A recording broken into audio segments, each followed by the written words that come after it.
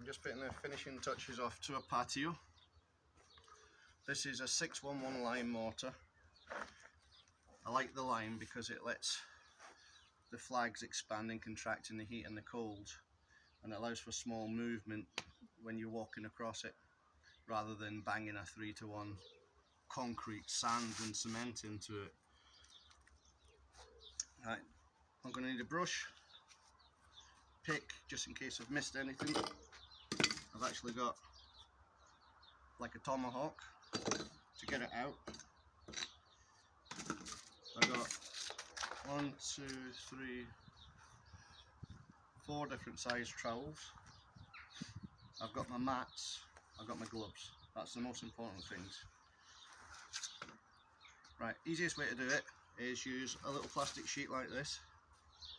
Just find out which trowel will go to the bottom of the joint, and then choose. If that one is too big, it won't go down. Don't use it till last. Put your trowel at an angle like that. Not like that. That's okay as well. Push it in. Always work back on yourself.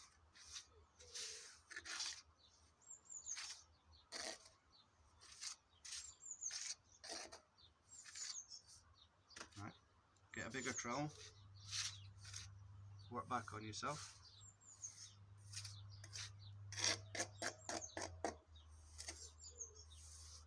With the beauty of lime, if you've got any staining, just wet your sponge and just wipe over it. What that'll then do, that'll go white, and then in the morning just get a hose pipe, maybe a brush, and brush over it and it'll come off.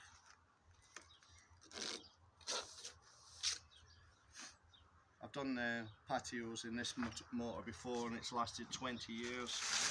It's all I'll ever use. So instead of dragging it across, lift it across and then get your other mat. Saves you keep getting up and down, just nip across. And these are already been pre-moist.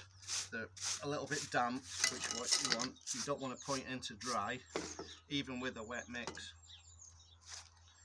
Right. Start from the bottom and work your way across.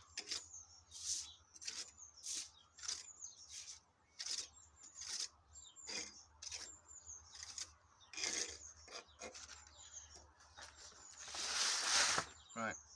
I also use the back end of my trowel, flattened it off, and you can finish it off.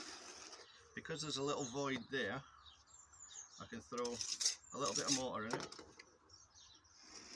and bring it off, like that. Then leave that to dry off, or you can just scrape it, but just be careful. I just let it dry off, and then you can get a soft brush, like this one, and then just brush it off. If there's any lines in it caused by the brush, you've done it too soon. Just nip it back off.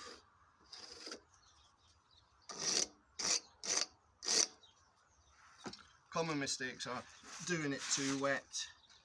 If you do it too wet, you're going to have to literally get the sponge dripping wet. When it's gone off a bit, you've got to soak it all. It's a lot more work involved. I wouldn't recommend it. It's each to their own. But this patio is so uneven. So not uneven here. Uneven here. So you've just got to kind of go with the flow.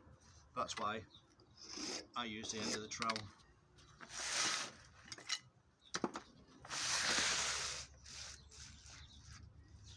Put the mat on. Remember, it's not a race. If you get fed up, go and have a brew. Then come back to it a bit later. So after it's pointed in, put like your hessian sacking over the top of it, just to stop it drying off too quick, especially in the sun. Keep it damp. you know, after you've pointed it, let it go off for a couple hours, depending on the temperature. You'll see it if it starts to go quite light, and then just dampen it over with a fine mist off your hose pipe. And then the next day, come out and do a fine mist, maybe 2-3 times in the day, depending on temperature, just to stop it drying off too quick. The best way you can have mortar setting is, once it's gone in for 24 hours, have it on a fine mist for 28 days, and that's perfect setting conditions for mortar. But don't be worried if you've made a mess. Just let it dry off and it'll just brush off easy. So there again, put your mat on the side and just push it in. Easy peasy.